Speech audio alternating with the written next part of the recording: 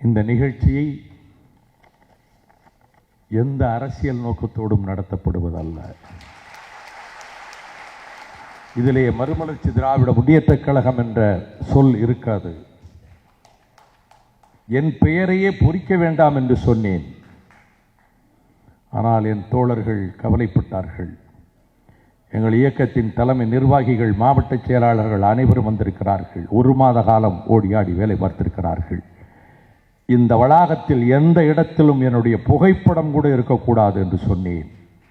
இது எம்ஜிஆர் விழா, எம்ஜிஆரை மட்டுமே முன்னிறுத்துகிற விழா. எப்படி இளையராஜாவுக்குரிய மரியாதை கொடுக்கப்படவில்லை என்கிற போது நாடாளுமன்றத்திலே சீறினேனோ, அவருக்கு சிம்பனி அமைத்ததற்கான விருது பெற்று வந்தபோது இந்திய நாடாளுமன்றத்தில் தொலைக்காட்சிகள் இருட்டடிப்பு செய்ததை நான் கண்டித்தேனோ, வாழ்க்கை விருது கொடுக்க வேண்டிய நேரத்தில் உலகத்தில் நிகரற்ற நடிகரான நடிகர் திலகத்துக்கு தரவில்லை என்று நான் நாடாளுமன்றத்திலே கொந்தளித்தேனோ, அதே போலத்தான் அறிவாசான் தந்தை பெரியார், நம்மை ஆளாக்கிய பெரியார், நம்மை மனிதனாக உலவவிட்ட பெரியார், அந்த பெரியாருக்கு புரட்சித் தலைவர் எம்ஜிஆர் அவர்கள் அறிவிக்கிறார். 86ஆம் ஆண்டு அவர் 86வது பிறந்த நாள் விழாவிலே எம்ஜிஆர் அவர்கள் பேசுகிறார்கள். நான் தந்தை பெரியார் அவர்களை பற்றி பேசுவதற்கான தகுதியோ வயதோ அனுபவமோ இல்லாதவன். எம்ஜிஆர் சொல்லுகிறார், ஆனால் எனக்கு 2 தலைவர்களை தந்தவர் பெரியார்.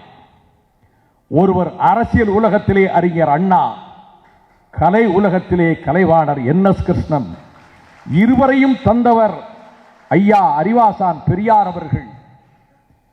கலைவாணர் NSK 35-36 ஆண்டுகளில், ராமச்சந்திரா, நீ மனிதனாக இருக்க வேண்டுமானால், ஒரு நல்லவனாக வாழ வேண்டுமானால், துணிச்சல்காரனாக இருக்க வேண்டுமானால், நான் தருகிற இந்த பத்திரிகையை படி என்று என் கையில் குடியரசு பத்திரிகையை தந்தார்.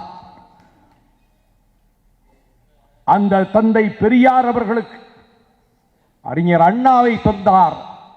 அதனால் தான் அண்ணாவை எனக்கு தலைவராக தந்த பெரியாருக்கு நான் இங்கே விழா எடுக்கிறேன் என்று கூறிவிட்டு, பெரியார் தனி மனிதர் அல்ல, ஒரு சகாப்தம், உலக வரலாற்றில் ஈடு இணையற்ற தத்துவத்தினுடைய சிகரம். அவரது 100ஆண்டு விழா, அவர் சொல்லுகிறார், பெரியாரின் 100ஆண்டு விழா. அண்ணா அவர்கள் ஆட்சிக்கு வந்தவுடன் பெரியாருக்கு காணிக்கை என்றார் இந்த அரசு. அண்ணா காணிக்கையாக்கிய அரசு, இன்று நடப்பது அண்ணாவின் அரசு. ஆகவே தந்தை பெரியாருக்கு 100ஆண்டு விழாவை ஆண்டு நெடுகிலும் நடத்துவோம். பெரியாரின் தமிழ் சீர்திருத்த எழுத்துக்களையே நாங்கள் சட்டமாக்குவோம் என்று சொன்ன அந்த உணர்வோடு அன்றைக்கு புரட்சித் தலைவர் எம்ஜிஆர் அவர்கள் கூறினார்கள். ஒரு கட்டத்தில் 1964 நவம்பர் 15ஆம் தேதி அறிஞர் அண்ணா எழுதுகிறார், எம்ஜிஆர் அவருக்கும் நமக்கும் ஏற்பட்டது சந்தர்ப்ப சூழ்நிலையினால் ஏற்பட்டதல்ல, சிலர் ஊக்குவித்து வந்ததல்ல, பாச உணர்வுகளின் பிணைப்பாக ஏற்பட்ட உறவு. திமுக கழகம் அவரை இழப்பதோ, அவர் திமுக கழகத்தை துறப்பதோ நினைத்து கூட பார்க்க முடியாது. எங்க வீட்டு பிள்ளையினுடைய வெள்ளி விழா நிகழ்ச்சியில் அவர் மேலும் சொல்லுகிறார், அறிஞர் அண்ணா, எம்ஜிஆரின் வெற்றிக்கு காரணங்களை ஆராய சிலர் நினைக்கலாம், அது முடியாது.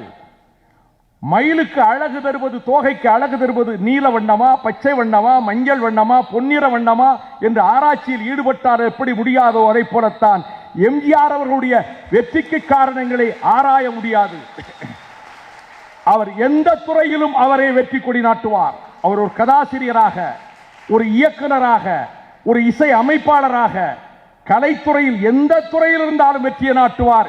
ஏன் அரசியல் துறைக்கு வந்தாலும் அதிலும் நிகரற்ற முத்திரையை நாட்டுவார் என்று 65 எங்க வீட்டு பிள்ளை வெள்ளி விழா நிகழ்ச்சியிலே பேரறிஞர் அண்ணா அவர்கள் கூறினார்கள். எம்ஜிஆர் திராவிட முன்னேற்ற கழகத்திலிருந்து நீக்கப்பட்டார். அக்டோபர் 10ஆம் தேதி புற்றுநோயின் பிடியிலே சிக்கிய என் தந்தையை வேலூர் சிஎம்சி மருத்துவமனையிலே சேர்த்துவிட்டு வந்து சேப்பார் கெஸ்ட் ஹவுஸ் வாசலில் நானும் சண்முக சுந்தரமும் காத்து கிடக்கிறோம். நாவலர் வெளியே வருகிறார், என்ன நீக்கிவிட்டோம் என்றார். தலையில் இடி விழுந்தது போல் இருந்தது எனக்கு. அப்பொழுது அந்த நேரத்தில் இவ்வளவு ஒரு பெரிய தலைவனை இழக்க நேரிட்டு விட்டதே என்று கருதுகிற நேரத்தில் ராஜாஜி ஒன்று சொன்னார். மூதறிஞர் ராஜாஜி அவர் துணிச்சலாக சொல்வார். பாகிஸ்தானுக்கு ஆதரவாகவே சொன்னார். ஒரு கட்டத்தில் அவர் சொன்னார், எம்ஜிஆரை நீக்கியது திமுகவில் இருந்து அண்ணாவை நீக்கியது போல. ஒரே வரியில் முடித்து விட்டார். எம்ஜிஆரை நீக்கியது திமுகவிலிருந்து அண்ணாவை நீக்கியது போல அர்ஜுனன் போல நிற்கிறார் எம்ஜிஆர். எல்லோரும் அவருக்கு அணிதிரண்டு வாருங்கள். இந்த வார்த்தைகளை சொல்ல காரணம் என்ன? அண்ணா காரிலே போய்கொண்டிருக்கிறார். தொழுதூர் பக்கத்தில் சி வி ராஜகோபால் விகடமாக பேசிக்கொண்டே வருகிறவர் பெண் சீட்டில் அமர்ந்திருக்கிறார். விடிந்து விட்டது. முன் சீட்டிலே அண்ணா அமர்ந்திருக்கிறார். கட்சி திமுக கருப்பு சிவப்பு கொடி பறக்கிறது. டீ வாங்கிட்டு வர சொல்லுகிறார்கள். ஓட்டுநர் டீ வாங்க போகிறார். டீ சாப்பிட்டுட்டு எங்களுக்கு ஒரு டீ வாங்கிட்டு வான்னு. விடிந்து விட்டது. வேலைக்கு செய்கிற பெண்கள் வருகிறார்கள். இந்த கருப்பு சிவப்பு கொடியை பார்த்து விட்டு சுற்றி கொள்கிறார்கள். அண்ணா முன் சீட்டிலே உட்கார்ந்திருக்கிறார். எல்லா பெண்களும் வந்து எம்ஜிஆர் வந்திருக்காரா, எம்ஜிஆர் வந்திருக்காரா? இல்லைம்மா, எம்ஜிஆர் வரல, அவர் எம்ஜிஆர் கட்சி தானே இது. ஆமாம்மா. அண்ணா கிட்ட கேட்குறாங்க. அவங்க போன உடனே சி வி ராஜகோபாலுக்கு ரொம்ப கோபம் வந்துடுச்சு. என்னன்னா உங்ககிட்டயே வந்து எம்ஜிஆர் இருக்காரான்னு கேட்க, பைத்தியக்காரா, இந்த மக்களிடம் நம்ம கட்சியை கொண்டு போய் சேர்க்கிறதே எம்ஜிஆர் தான். நான் மனம் விட்டு சொல்லுகிறேன். நான் அரசியலுக்கு வந்து 53 ஆண்டுகள் ஆகிறது. இந்த நிகழ்ச்சி எப்படி ஏற்பாடு செய்தேன் தெரியுமா? 3 மாதத்துக்கு முன்னர் என் மேலாளர் ருத்ரனை விட்டு இந்த இடத்தை நான் ஒப்புதல் பெற்றேன். வைகோ பொதுவாழ்வு பொன்விழா என்றுதான் இந்த நிகழ்ச்சி ஏற்பாடு செய்யப்பட்டது. ஒரு வாரத்துக்கு முன்னர் தான் நான் 100ஆண்டு விழா என்று சொன்னேன். என் வாழ்வில் நான் பொன்விழா கொண்டாடப் போவது கிடையாது.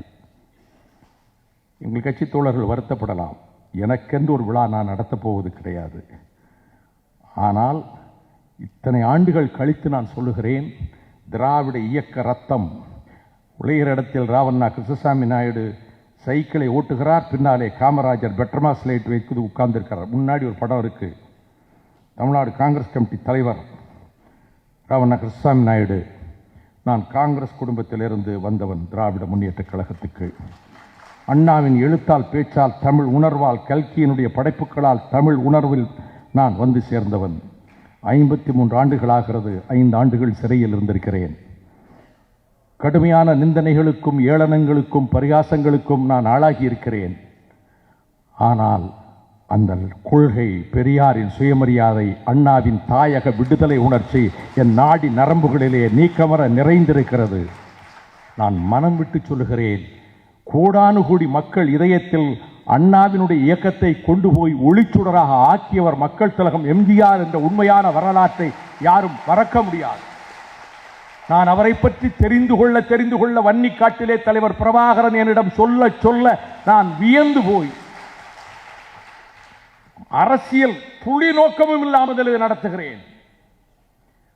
இதனால் ஏதாவது 1% எனக்கு அரசியலிலே வாய்ப்பு கூடிவிடுமோ என்கின்ற தப்பு கணக்கு போடுகிற அளவுக்கு நான் அரசியல் அறியாதவன் அல்ல.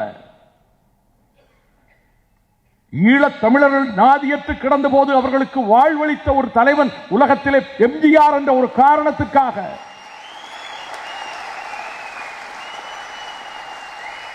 யாருமே இல்லை என்றாலும் தன்னந்தனியனாக வைகோ, நரேந்திர மோடி என்னை, நான் அவரை ஆதரித்தேன்.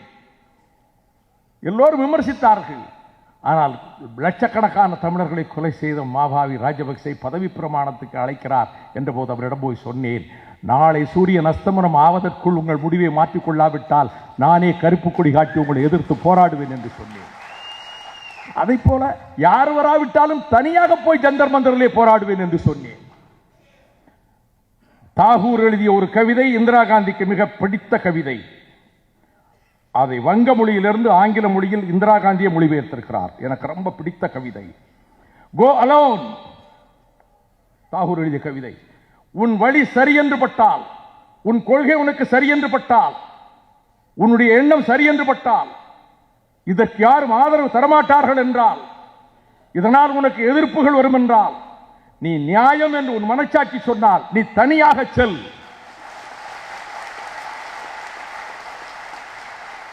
இது தாகூர் எழுதிய பாடல், இந்திரா காந்திக்கு பிடித்தமான பாடல். அத்தகைய உணர்வோடுதான் இந்த விழாவை நடத்துகிறேன். மறுமலர்ச்சி திராவிட முன்னேற்ற கழகத்தின் அரசியல் ஆய்வு மைய செயலாளர் ஈழ வாழேந்தி பொறியாளர் செந்திலதிபன் தொகுத்து தந்தார். இந்த நிகழ்ச்சியில் அவர் கலை உலக வாழ்க்கையில் வருகிற போது பட்ட கஷ்டம். நான் 40 புத்தகங்கள் படித்தேன் கடந்த ஒரு 15 நாட்களில். 40 நூல்கள் படித்தேன். நான் ஏன் பிறந்தேன் முழுமை படித்திருக்கிறேன். யாரெல்லாம் அவரை பற்றி எழுதியிருக்கிறார்களோ அத்தனையும் படித்தேன். மெய்சிலிர்த்து போனேன்.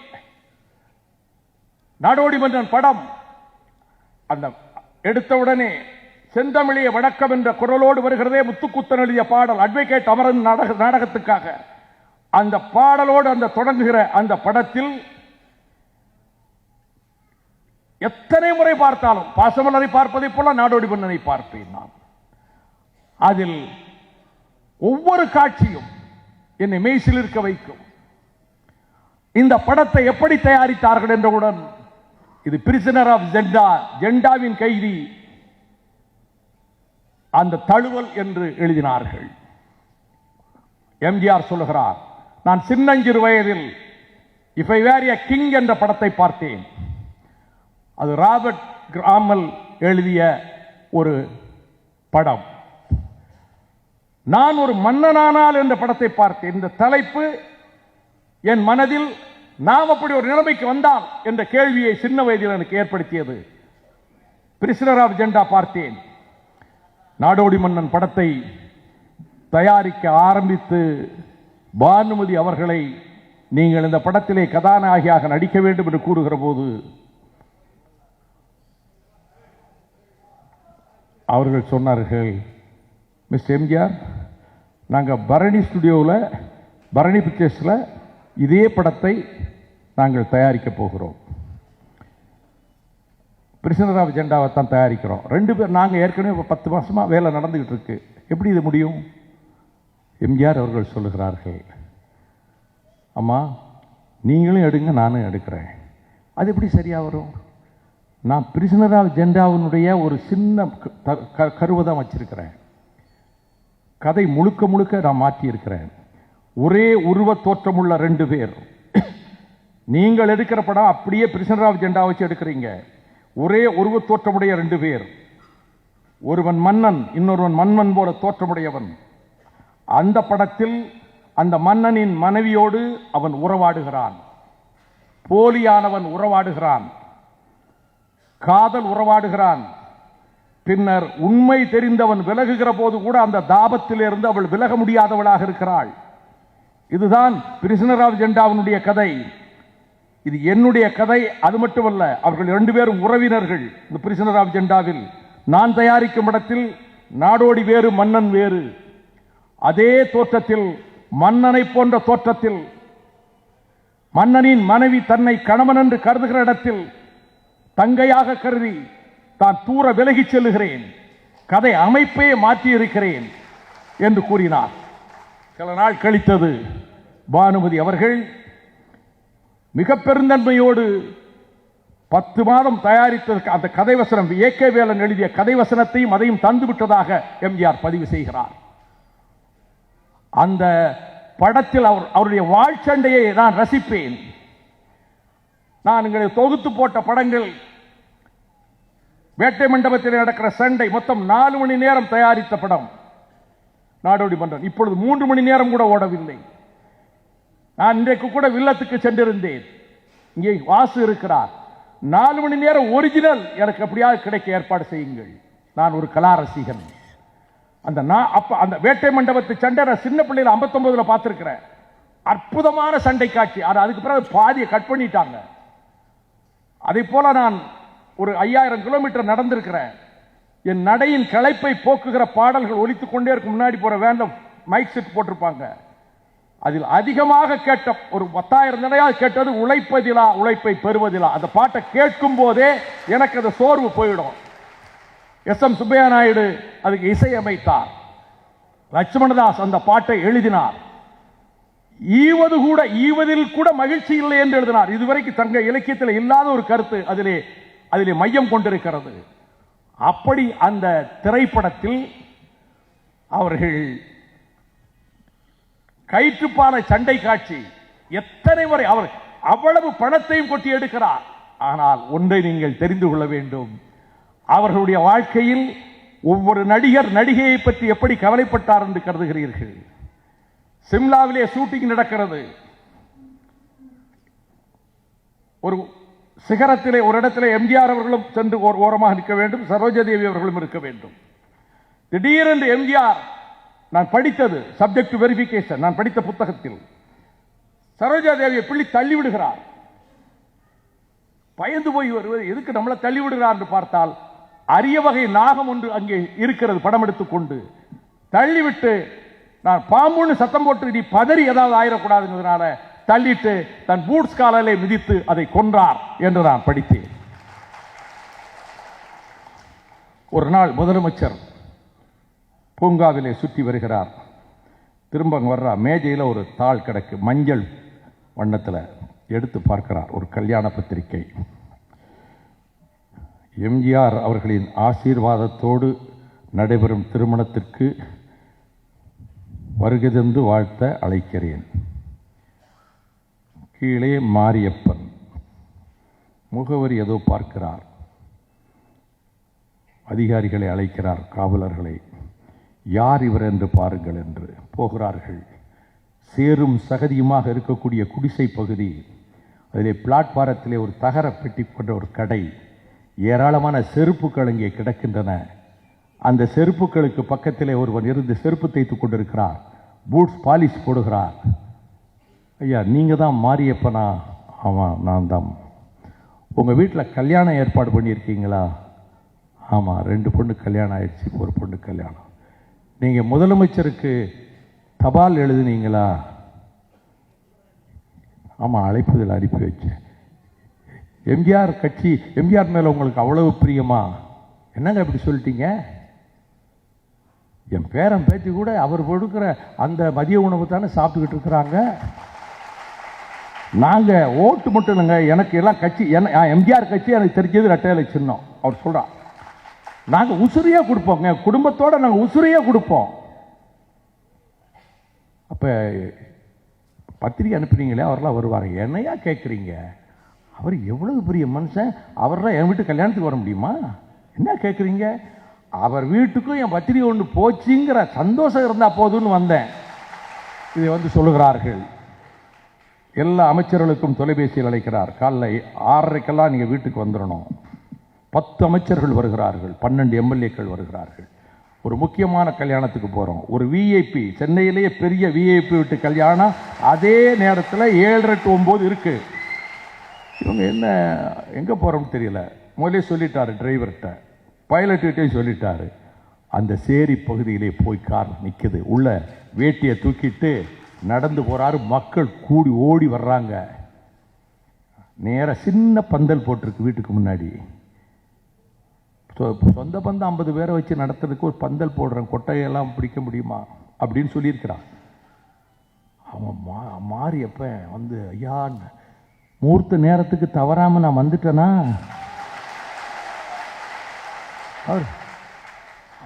அவரே அந்த நிலைமையில் அவன் என்ன கதிக்கு ஆளாயிருப்பான்னு நினச்சி பாருங்க.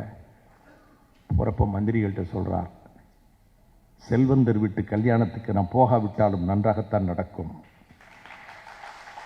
ஆனால் இந்த ஏழை தொண்டன் தான் இந்த கட்சிக்கு ஜீவனாடி.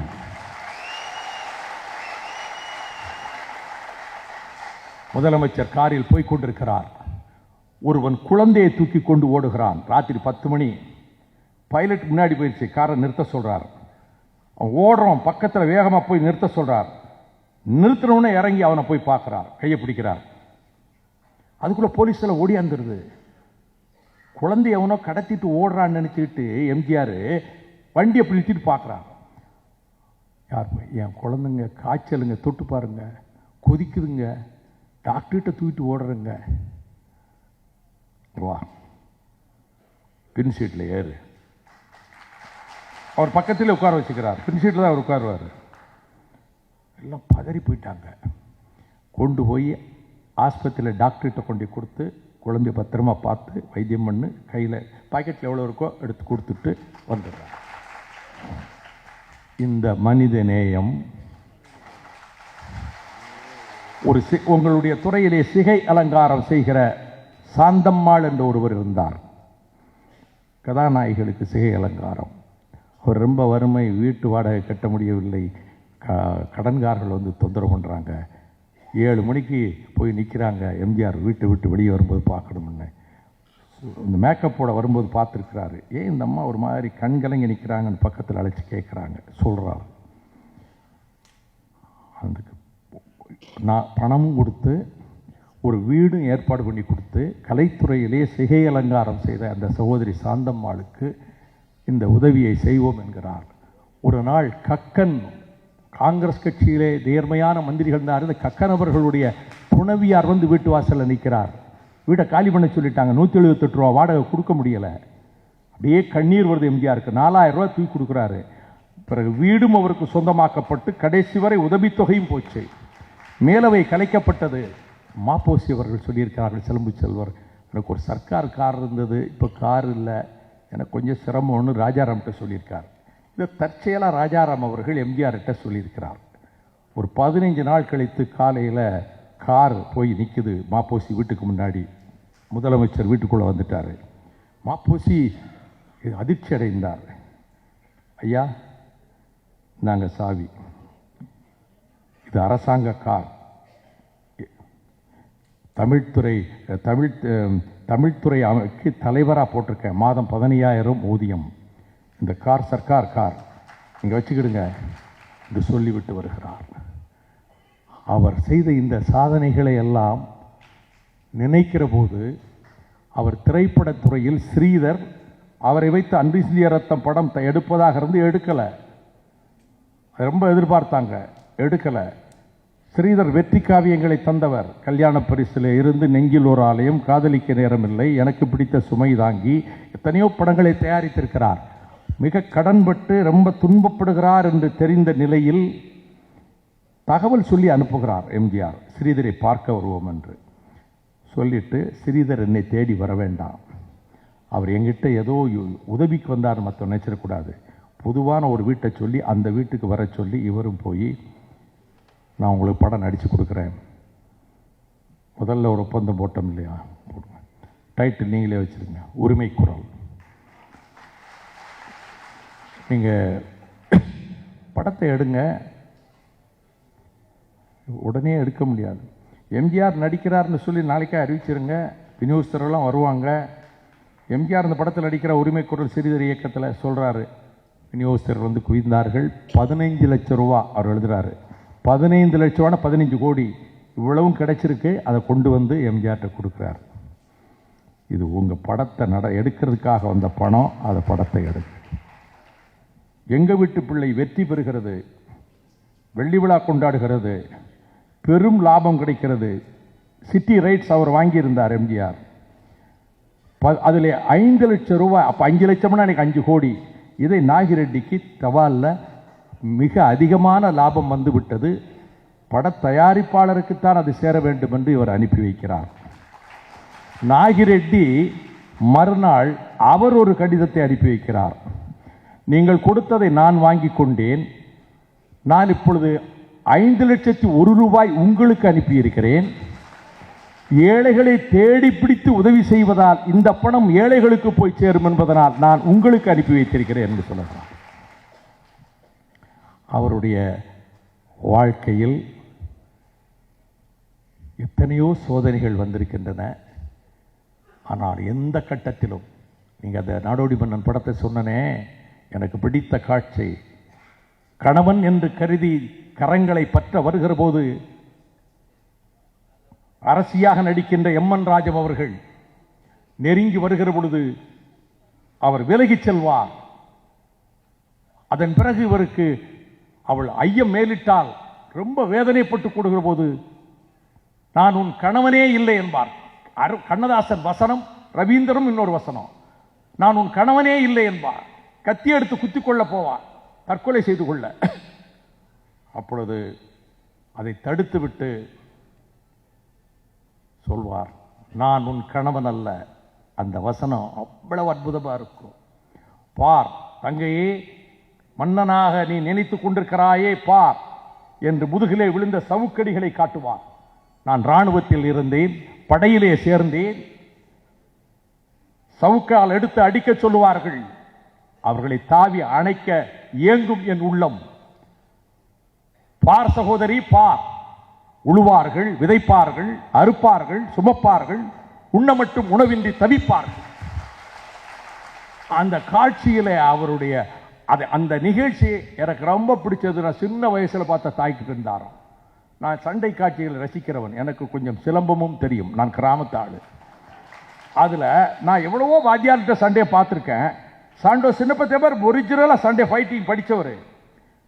சின்னப்ப தேவரும் இவரும் வயக்காட்டு சண்டை முத நாள் காலை 7 மணிக்கு ஆரம்பிச்சு மறுநாள் காலை 6 மணிக்கு தான் ஷூட்டிங் முடிஞ்சது, அந்த ஒரு சீன் மட்டும்.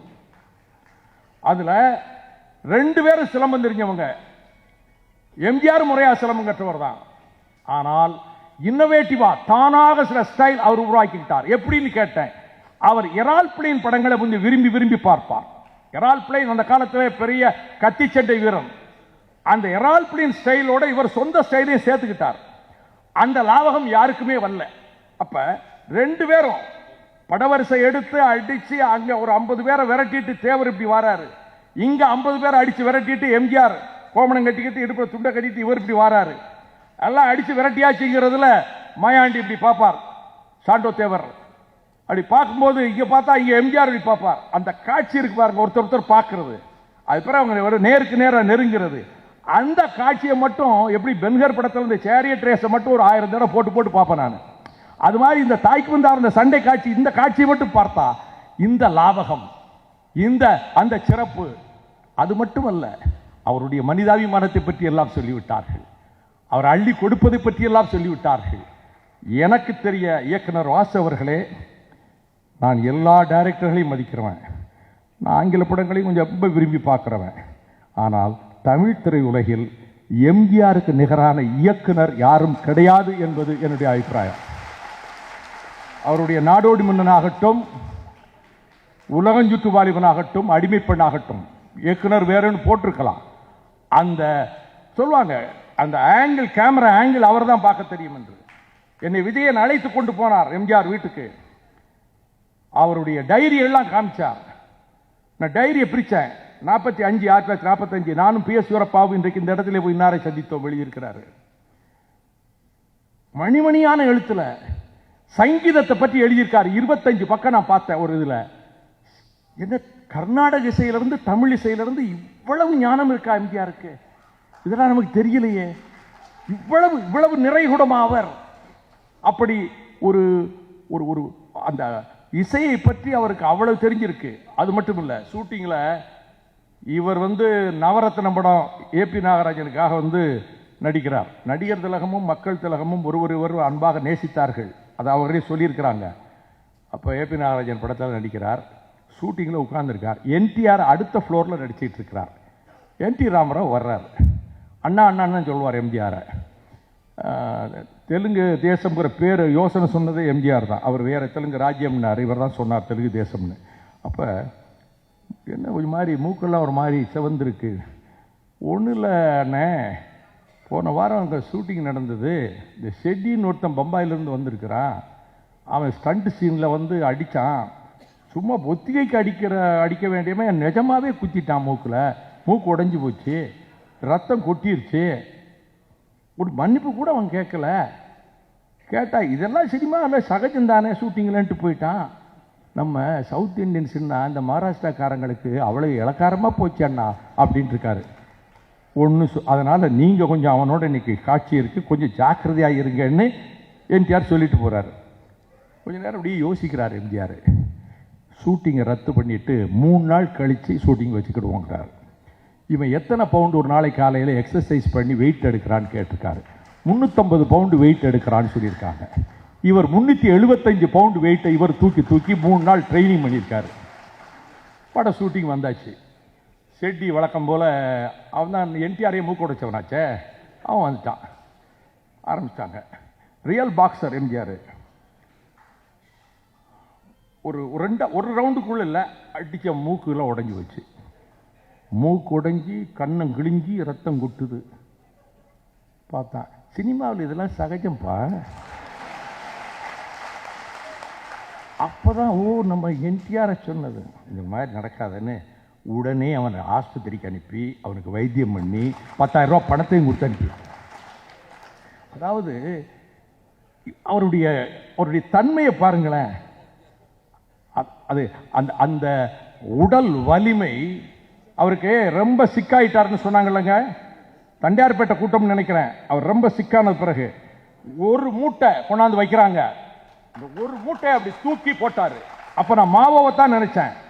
மாவோ 6000 மைல் நடந்தவர். அவர் 76ல் இறந்தார். நான் மிசா ஜெயிலில் இருக்கிற பாளையங்கோட்டில் அப்பதான் இறந்தார். அதுக்கு ஒரு 6 மாசத்துக்கு முன்னாடி மாசேத்தும் கவலைக்கிடம், உடல்நல குறைவு, அவர் நடமாட முடியாதுன்னு அமெரிக்க பத்திரிகைகள் எல்லாம் எழுதிக்கிட்டு இருக்கு. நல்லா கவனிக்கணும். யாங்ஸ்டி ரிவருக்கு வர்றாரு, மஞ்சள் நதிக்கு. அவர் நீண்ட பயணம் போன போது மஞ்சள் நதியை கடந்திருக்கிறார் நீந்தி, லாங் மார்ச்ல. இப்ப மஞ்சள் நதிக்கு வர்றாரு. சீனா பத்திரிகையாளர்கள் எல்லாம் மக்கள்லாம் கூடியிருக்காங்க. யாங்ஸ்டி நதியின் ஒரு கரையிலிருந்து மறுகரைக்கு நீந்தி மீண்டும் கடந்தார் மாசேத்தும். நான் எம்ஜிஆர் அப்படித்தான் நினைச்சேன். அவருக்கு உடல் நலம் குறைந்து அமெரிக்காவில் ட்ரீட்மெண்ட் எடுத்துட்டு வந்த பிறகு அந்த ஒரு மூட்டையை 10 பேர் தூக்கிட்டு வர அணியாளா தூக்கி கொடுத்தார். அவருடைய வாழ்க்கையிலே இப்படியெல்லாம் அவர் கலைத்துறையிலே பாடுபட்டு நான் அவர்கிட்ட பழகலைங்க. 71 தேர்தலில் அவரை பிரச்சாரத்தை ரத்து பண்ணிட்டு போயிட்டார் விடிய காலம் ராஜபாளையத்திலிருந்து. நான் கதிரவன் அலடி அருணா எல்லாம் போய் வாசுதேவல்லூர் வெள்ளத்துறை பாண்டியன் கூப்பிட போகிறோம். நாங்கள் உள்ளே போயிருக்கோம். படுத்திருக்காரு. தொப்பி எப்பெல்லாம் அவனுக்கு கிடையாது, இது வரைக்கும் இருக்கு. நான் உங்கள் டூர் வந்தால் 3-4 ஜில்லா அவுட் ஆயிரும், நான் முடியாதுங்கிறாரு. சொல்லுவோம். இந்த சிவாஜி ஒருத்தர் நடிகர் சொல்லி அவர் படம் எங்கே கூட்டம் பேசுகிறேன்னு கள்ளக்குண்டி எரிஞ்சிருக்கிறான், பார்த்தீங்களா பேப்பரில்? நாளைக்கு நான் வராமல் போனால் கள்ளக்குண்டி எறிவாங்கல்லன்னாரு. அண்ணே அவங்க பேச்சு கேட்க வராங்கண்ணே, உங்கள் முகத்தை பார்த்தா போதும்னு வராங்கண்ணே. இப்படி பார்த்தார் ஒரு பார்வை. நான் வேட்டி செப்பாலாம் அந்த எடுத்து வச்சிருக்கிறேன், கரெக்டாக வந்துடுறேன். 3:30 மணிக்கு புறப்பட்டு வந்தார். அதாவது அவர்கிட்ட நான் பழகிற வாய்ப்பு எனக்கு கிடையாது. பார்லிமெண்ட் லைப்ரரியில் ஒரு இடம் மோகன்ரங்க வந்து அழைச்சிட்டு வந்து இதுதான் வைகோபால் சாமின்னு ஒன்று நான் எந்திரிச்சு நின்னேன். நான் இன்றைக்கி நினச்சி நான் கொஞ்சம் வெட்கப்படுறேன். அவ்வளவு பெரிய தலைவர், முதலமைச்சர், லைப்ரரியில் இப்படி இருக்கு. நான் எந்திரிச்சு நிற்கிறேன். 4 கிட்ட போகணும், 4 ஸ்டெப் வந்து இப்படி கையை நீட்டினார். நான் இன்னைக்கு அதை நினச்சி நான் ஃபீல் பண்ணுறேன். அதாவது நான் என்னை பற்றி நான் சொல்லிக்கொள்ள விரும்பலை. அவர் இந்த வைகோபால் சாமி ரொம்ப விவகாரமாக ஏதாவது பண்ணிக்கிட்டே இருக்கிறாரு. ஒன்று சொல்லுகிறேன், நான் திமுகவில் உயிராக இருந்த காலத்தில் 85 ஜெயவர்தனா டெல்லிக்கு வர்றான். பிரைம் மினிஸ்டர் ராஜீவ்காந்தி பக்கத்தில் இருக்கிறாரு. பிரஸ்காரம் வந்து கேட்குறான், இந்த உங்களுடைய ஸ்ரீலங்கா சிலான் தமிழ்ஸ் இஷ்யூவுக்கு எம்ஜிஆர் தான் எல்லா குழப்பத்துக்கு காரணமா, என்ன காரணம்னு கேட்குறாங்க. அவன் ஜெயவர்தனா சொல்கிறான், chief minister of Tamil Nadu MG Ramachandran is the root cause for all the troubles அப்படின்னு சொல்கிறான். மறுநாள் பார்லிமெண்ட்டு கொஸ்டின் அவர் முடிஞ்சது. ராஜீவ்காந்தி உட்கார்ந்துருக்கிறாரு. கொஸ்டின் அவர் முடிஞ்ச உடனே 0 ஹவரில் எந்திரிச்சேன்.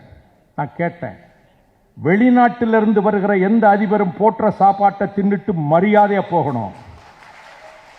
நேற்றைக்கு இலங்கையிலே இருந்து வந்த அதிபர் எங்கள் தமிழ்நாட்டு முதலமைச்சர் எம்ஜிஆரை இழிவுபடுத்தி தாக்குதல் நடத்திய போது பல்லை காட்டிக்கொண்டு பக்கத்திலே சிரித்துக் கொண்டு நின்றீர்களே, இது இந்தியாவுக்கெல்லாம் அவமானம். ராஜீவ்காந்தி ஒன்றும் பதில் சொல்ல முடியல. உடனே காங்கிரஸ்காரங்கள்லாம் எந்திரிச்சு, என்ன எம்ஜிஆர் மேல கோபாலசாமிக்கு திடீர் காதல் வந்துருச்சு, கிண்டல் பண்ணாங்க. Is my chief minister, we will settle our scores in Tamil Nadu political platform. AIADMK எம்பிக்கள் யாரும் எந்திரிச்சு பேசல, வெளியே வந்தாங்க. அண்ணே நாங்க கூட்டணியில் இருக்கிறோம், ஒன்றும் சொல்ல முடியல, நீங்க நல்லா கொடுத்தீங்கன்னு அவங்களுக்கு.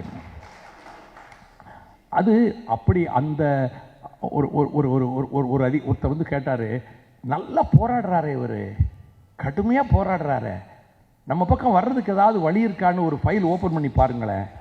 இது 100க்கு 100 உண்மை. அப்படி சொன்னவர் இன்னைக்கு இருக்கிறார். ஒரு மாதம் கழித்து நாங்கள் ஒரு ஃபைல் ஓப்பன் பண்ணோம். அவர்கிட்ட எந்த பலகீனமும் இல்லை, வீக்னஸும் இல்லை, பண ஆசையும் இல்லை, பதவி ஆசையும் இல்லை. கலைஞர் மேலே ஒரு பக்தியோட வெறியோடு இருக்கார், நம்மோட வரமாட்டார். நான் அதை தப்புன்னு நினைக்கல.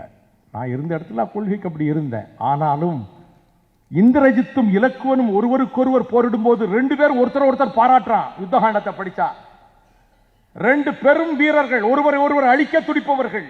அவன் வீரத்தை இவன் பாராட்டுகிறான், இவன் வீரத்தை அவன் பாராட்டுகிறான். அதுபோல நான் சில லட்சியங்களில் உறுதியாக இருப்பதை அறிந்து எம்ஜிஆர் என்னை பாராட்டினார். என்ன திடீர் காதல் எம்ஜிஆர் மேல? இப்பொழுது இருக்கிற அரசியல் குழப்பத்தில் ஏதாவது மீன் பிடிச்சிடலாம் நினைக்கிறாரா வைகோ? எழுதுவாங்க நாளைக்கு வாரப்பத்திரிகையில், அதிகமாக எதிர்பார்க்கலாம். இல்லை ஏதாவது நோ, நெவர் நெவர் நெவர். ஒரே காரணத்துக்காக நான் நெஞ்சில் பூஜிக்கும் தலைவன் பிரபாகரன் நான் வன்னிக்காட்டில் இருந்தபோது சொன்னதும் கிட்டு வீட்டுக்கு போலீஸ் காவல். நான் வீட்டுக்குள் செல்ல முயன்றேன், போலீஸ் தடுத்து என்னை கைது செய்தது. நள்ளிரவு 1 மணிக்கு விடுதலை செய்தது. மீண்டும் கிட்டு வீட்டுக்குள் நுழைந்தேன். திருவான்மியூரில் மீண்டும் போலீஸ் கைது செய்து சைதாப்பேட்டை கோர்ட்டிலே என்னை ப்ரொடியூஸ் பண்ணியது. என்னை பிற்பகல் 3 மணிக்கு சென்ட்ரல் ஜெயிலில் கொண்டு அடைச்சாங்க. நான் நல்லா நிம்மதியாக கொஞ்சம் நாளைக்கு இருக்கலாம்னு நினைச்சேன். 5 மணிக்கு என்னை ரிலீஸ் பண்ணாங்க. எப்படின்னு விசாரிச்ச ஆபீசர்ஸ்கிட்ட, அமெரிக்காவில் இருக்கார் சிஎம், கோபால்சாமியை அரெஸ்ட் பண்ணி வச்சிருக்கோம். சரி, next minute immediately release him. அது மட்டுமல்ல, கிட்டுவை யார் வேணுமோ பார்க்கலான்னு ஆர்டர் போடு. அப்ப கிட்ட சொன்னேன், எம்ஜிஆருக்கு ரொம்ப சிக்காயிட்டாரு, அண்ணன் கலைஞர் தான் அடுத்து முதலமைச்சராக வரப்போறாரு, நீங்க ரொம்ப எம்ஜிஆரையே பாராட்டிக்கிட்டே இருக்கிறீங்க அப்படின்போது இங்கே கொஞ்சம் தலைவரையும் கொஞ்சம் இது பண்ணி இந்த பக்கம் வரலாம்ல அப்படின்னு கேட்டேன். கிட்டு சொன்னார், அண்ணே வயிறு இருக்க, என்ன எங்களுக்கு வயிறு இருக்க, எங்கள் பையங்களுக்கு 5 ரூபா கொடுக்குறோம்னே 3 நேர சாப்பாட்டுக்கு 5 ரூபா கொடுக்குறோம்னே. இந்த எம்ஜிஆர் இப்போ வந்து பார்த்து அமெரிக்காவுக்கு போயிட்டு வந்து பார்த்தோம். ஒன்றும் இல்லை, என்னன்னாரு சொன்னேன், இந்த பாருங்க அண்ணன், அந்த 25 லட்சம் அந்த பெரிய இந்த ஜிப்பு பேக்குக்குள்ள தான் கிடக்குண்ணே, துக்கையாண்டி தான் கூட்டி போனாருண்ணே, 50 லட்சம் கொடுத்தாருண்ணே, 5 கோடி தாரேன்னு சொல்லியிருக்காருண்ணே, கலைஞரை கொடுக்க சொல்லுங்கண்ணே, நாங்களும் கொஞ்சம் அந்த பக்கமும் பேசுகிறோம். நான் ஒன்றும் சொல்லலை, அழுதுட்டேன். நான் really I did set my tears. கிட்ட என்னை மன்னிச்சுக்கிடுங்க, நான் தெரியாமல் கேட்டேன்னு சொன்னேன். என் மனசில் ஆளை பதிஞ்சு போச்சு. ஆயுதங்கள் அவங்களுக்கு போய் சேரலை.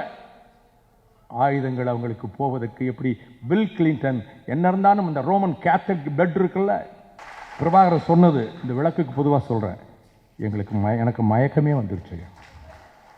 அதுக்கு பிறகு இந்திரா காந்தி அம்மையார் மறைவுக்கு பிறகு ராஜீவ்காந்தி பீரியடில் எம்ஜிஆர் டெல்லியில் இருக்கார், தமிழ்நாடு ஹவுஸில் பார்க்க வர்றாங்க. பாலசிங்கமும் பிரபாகரனும் முகத்தை பார்த்தோன்னே, என்ன வாட்டமாக இருக்கீங்க என்னன்னு கேட்குறாரு. இல்லை உதவிக்கிட்டு இருந்தாங்க, இப்போ போனால் இனிமேல் உதவி செய்ய வழி இல்லை, ஃபண்ட்ஸ் எல்லாம் இனிமேல் கொடுக்க முடியாதுன்னு சொல்கிறாங்க அப்படின்னாரு. எவ்வளவு நீங்கள் எதிர்பார்த்தீங்க? இயக்கம் நடத்தணும்ல, 30,000-40,000 போர் வீரர்களுக்கு சாப்பாடு, துணிமணி எல்லாம் யுத்தகலத்துக்கு தேவையானது. 4 கோடி வரைக்கும் எதிர்பார்த்தோம். இன்றைக்கி என் டெல்லி ப்ரோக்ராமை கேன்சல் பண்ணி இப்போ நைட் ஃப்ளைட்டில் நான் ஊருக்கு போகிறேன். நீங்களும் ஊர் வந்து சேருங்க. என் ப்ரோக்ராம் எல்லாம் டெல்லி கேன்சல். ஊருக்கு வந்தார். 4 கோடி ரூபாய் புனர்வாழ்வு கழகம், தமிழர் புனர்வாழ்வு கழகம் என்ற பெயரில் கொடுத்தார். அவர்களுக்கு அட்டை கொடுத்திருந்தார். பிரபாகரன் எந்த நேரம் எம்ஜிஆர்ட்ட பேசலாம். அங்கே காயப்பட்டு வருகிறவர்களுக்கு மதுரையில் ஒரு ஆஸ்பத்திரி நிர்மாணித்து அந்த ஆஸ்பத்திரியில் ஆக்சிஜன் சிலிண்டர்லேருந்து எல்லாரும் டாக்டர்ஸ்ட இவரே பேசுவார். இன்றைக்கி அந்த பேஷண்ட் எப்படி இருக்கிறான், காயப்பட்டு குண்டு காயத்தோடு வந்தவன். ஒரு இன விடுதலைக்கு இன்றைக்கு 1.5 லட்சம் தமிழர்கள் கொல்லப்பட்டு விட்டார்கள். இரக்கமில்லாமல் நாதியத்து கொல்லப்பட்டு விட்டார்கள். 18 கல் தொலைவில் இருக்க 7.5 கோடி பேரால் நாம் எதுவும் செய்ய முடியவில்லை. ஆனால் அந்த ஒரு மனிதன் அவரை மலையாளி என்று பேசினார்கள். யார் யார் தமிழ? எம்ஜிஆரை விட யார் யார் தமிழ? யார் யார் தமிழ? யார் தமிழன்? ஜியு போப் தமிழன், கால்டுவெல் தமிழன், பெஸ்கி தமிழன்.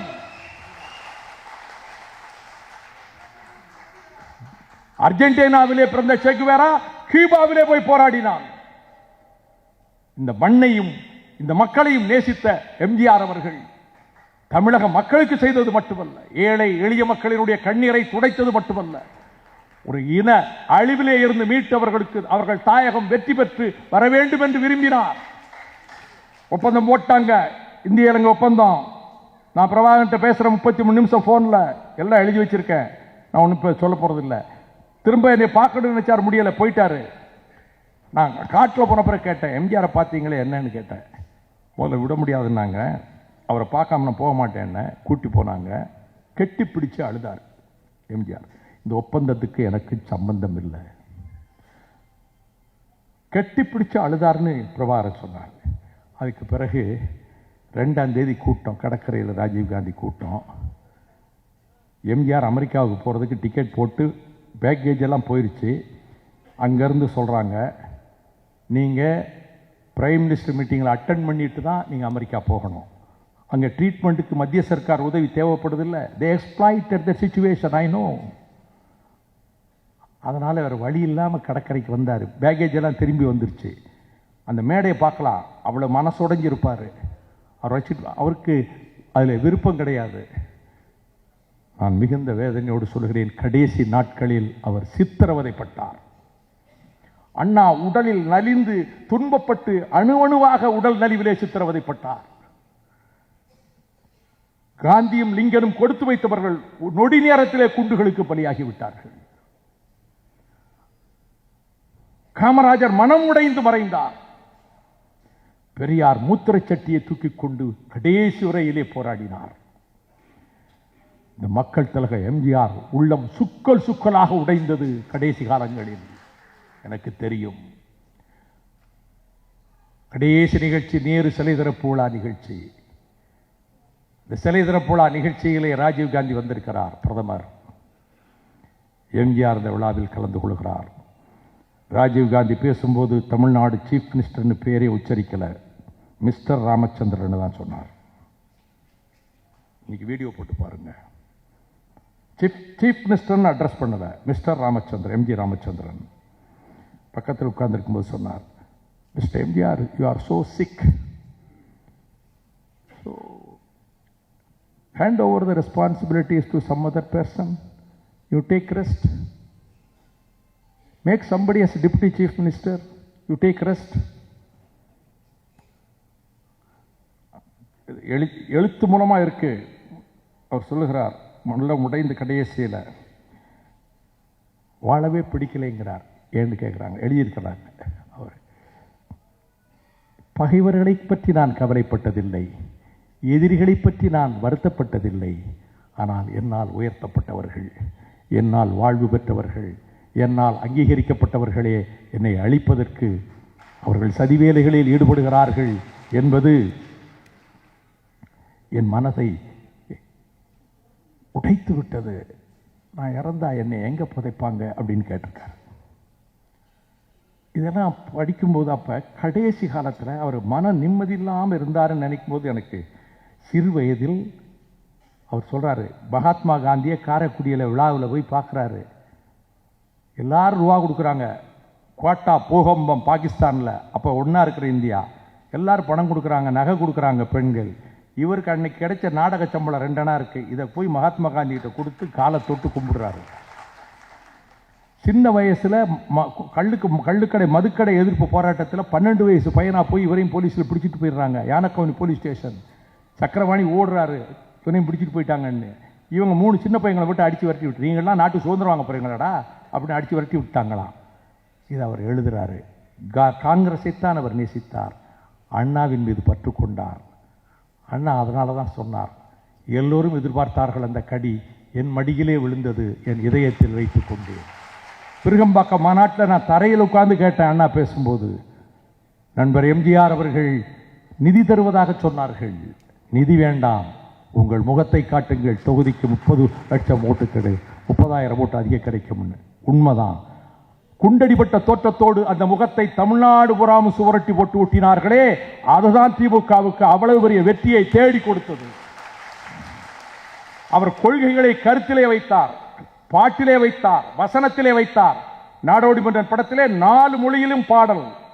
உதயசூரியன் சின்னம் வரும், அண்ணா என்ற பெயர் வரும், எல்லா இடத்திலும் அண்ணாவை காட்டினார். அண்ணா மறைந்த பிறகு அவரது பெயரையும் உருவத்தையும் மறைக்காமல் இந்த வரலாற்றிலே பாதுகாத்தவர் அண்ணாவை, எம்ஜிஆர் என்பதை யாரும் மறுத்துவிட முடியாது.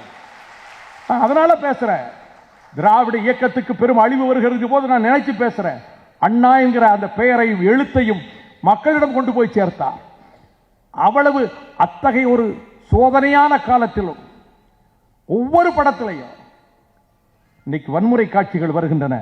எந்த திரைப்படத்திலாவது ரத்தம் கொட்டுகிற காட்சி எம்ஜிஆர் படத்தில் உண்டா? குரூரமான காட்சிகள், வன்முறை உணர்வுகளை ஏற்படுத்துகிற காட்சிகள் தமிழ் திரைப்படங்களிலே அரிவாளை வச்சு துண்டு துண்டா வெட்டுற காட்சிகள் வருது. ஒரு சினிமாவிலேயாவது ஒரு சண்டை காட்சியில் ரத்தம் சிந்திருப்பாங்களா?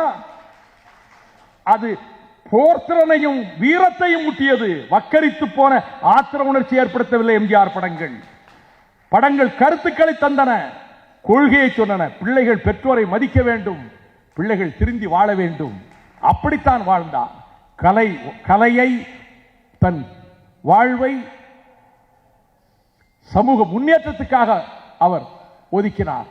அப்படிப்பட்ட அந்த எம்ஜிஆர் அவர்களை தலைவர் தம்பி அவர்கள் என்னிடம் சொன்னபோது, அவர் செய்த உதவிகளை சொன்னபோது, இவ்வளவு செய்திருக்கிறாரே, அவர் இன்னொரு 10 வருஷம் இருந்திருந்தா நான் நிலைமையே மாறி இருக்கிறேன் நான் நினைச்சு சொன்னேன். அதை மறக்க மாட்டார்கள் தமிழர்கள். இன்றைக்கு ஈழத்தில் இருக்கக்கூடிய தமிழர்கள் இருதயத்திலே அவரை தெய்வமாக நினைக்கிறார்கள்.